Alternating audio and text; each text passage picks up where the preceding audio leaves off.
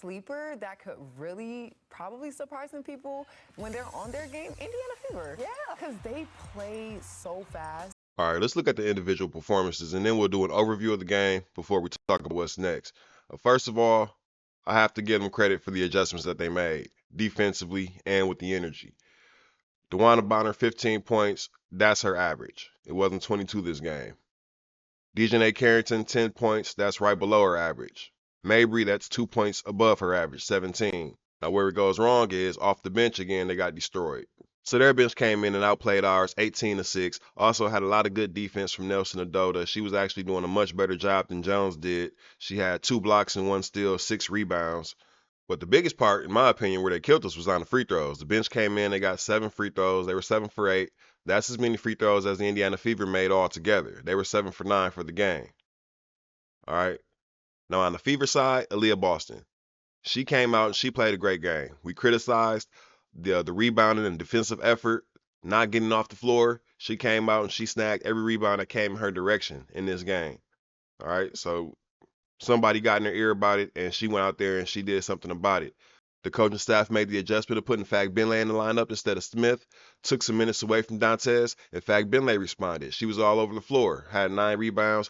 Even on some that she didn't get the rebound, she did a good job of getting over their backs and knocking it out of bounds, so at least they had to take the ball out, and they couldn't just grab the rebound and get out in transition. I really appreciated her efforts in the game and the fact that she was off of the floor every time it was a rebound or a blocked shot or anything like that in her direction. Lexi Hull, her shot still didn't fall much, 1 for 5 from the three-point line, but her defense was a lot better. She wasn't just hopping out of position and giving players the lane by, just being too energetic out there. Kelsey, you look at 7 for 18, you look at 3 for 9 from the three-point line. She didn't have a horrible game shooting. She didn't have a great game shooting. It was the 5 turnovers, the fact that she just looked offbeat, a little bit, like she was pressing a little bit too much early on especially.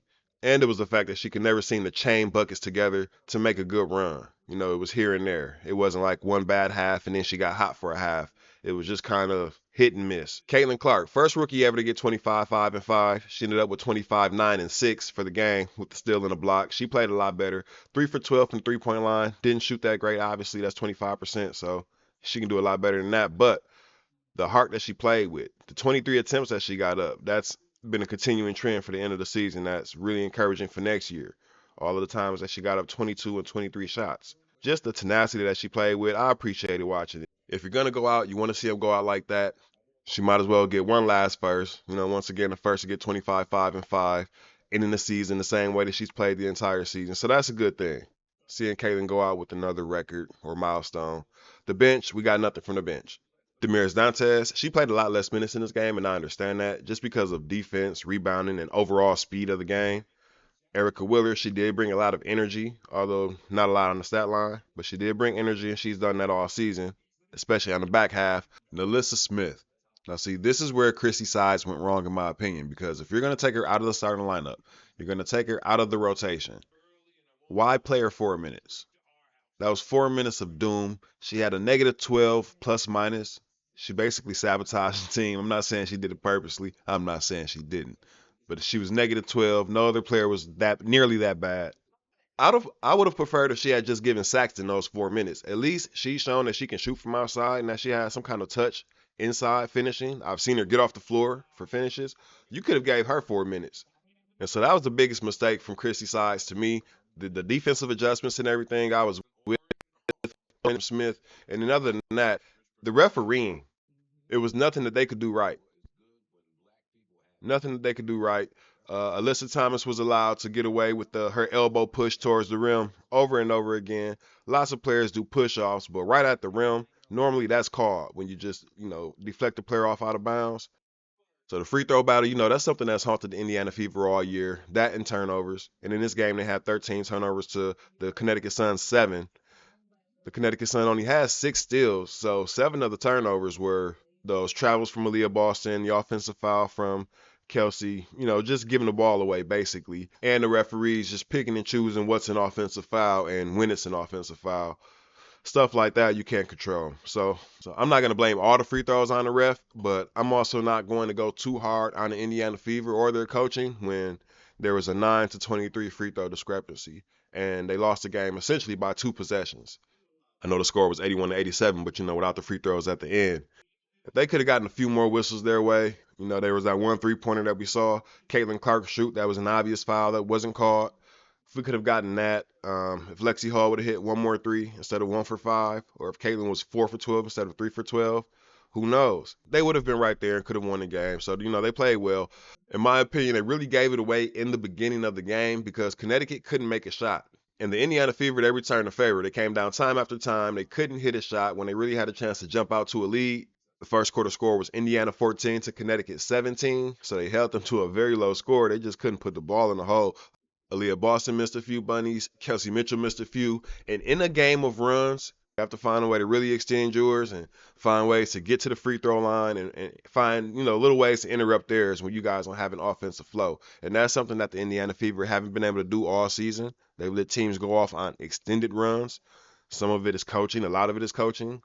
Chrissy Sides called some really good plays out of timeouts. So during some of those runs, you wonder, where was the timeout? It's up to the players also to know that sometimes you have to go get to the line. You have to go make the referee call something when your team has come down 4 times in a row and done nothing. You have to go to your bread and butter play. You have to be patient. You have to not flip up the shot at the layup. Take your time, look at the backboard, and make the shot. When you talk about valuing possessions, it's not just taking care of the ball as far as turnovers. It's also making sure you make the easy ones. And they didn't make the easy ones in this game. So it was a great game. They tied it up right after the half. They even took a 1-point lead in the fourth. But like I said, Connecticut, they were good at minimizing the Indiana Fever runs. And the Indiana Fever were good at minimizing their own runs. So congratulations to the Connecticut Sun. I won't be that way. I mean, you guys are by far the worst team in the league to watch. A horrible watch. But you won fair and square. Well, it wasn't fair at all, but you guys won square. So you got that. What's next for the Indiana Fever? Well, I made a video around the halfway point of the season, and I posed the question, would you rather take door number 1 or door number 2? And I'll play a quick clip of that video, and then I'll revisit that question with you guys again. The good news is, after they play the Liberty, and even including the game against the Liberty, I have them winning 3 out of the next 4 or 5 games. Honestly. So 3-3 to close out this last 6-game stretch, including that loss last night. That would leave them in pretty good position. They'd be 4 games under 500, which gets them in the playoffs last season. And I believe coming out of the break, they should go 8-6 out of those last 14 games.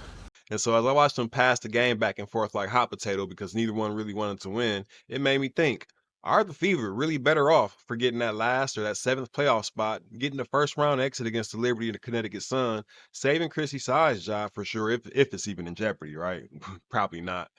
And also costing themselves a potential lottery pick. Are they one more player away, a Paige or a Kiki Arafin away, from really being a championship contender? Because I don't know how many free agents they're going to get or what they're going to be able to do in the free trade market. That's a good question, something that we need to start talking about now that we're more than halfway through the season. Is a playoff spot the goal? You guys let me know what you think in the comments about that one. Would you rather go to the playoffs or would you rather get a lottery pick and a new coach? Those are the only 2 options. All right, fast forward back to today. And the LA Sparks, they've taken door number 1. Kurt Miller is gone. The fan base there, they wanted to get rid of him. He wouldn't start with Kia Jackson at the beginning of the season. He wouldn't barely give her the ball once she was starting, even after Cam Brink went down. They wanted Kurt Miller gone. They've got him gone. They have the best odds of getting the number 1 pick, presumably Paige Beckers. That was door number 1. The Indiana Fever, they took door number 2. They got the first round exit against Connecticut Sun. They did take some steps in building towards being a contender. Chrissy Sides, her job is safe if it was ever in jeopardy in the first place. Right? We pretty much know it wasn't. So yeah, that's what we got now. First round exit and the number 8 pick in the draft right after the New York Liberty. You guys let me know. Would you still take door number 2 or would you have preferred door number 1? Me personally, I'm going with door number 2. I'm fine with where we are. Not really so sold on the incoming draft next year. So, it is what it is. I'm looking more towards free agency myself and making a nice trade more so than the draft. But you guys let me know what you think. I'll be talking to you guys in the comments as usual. Thank you for watching. I really do appreciate you guys. Also, if you made it this far, you might want to subscribe. Then again, you might not because the season's ending. And if you're only here for the Caitlin Clark content, then I'll just have to see you next year. Thank you guys for watching. See you on the next one.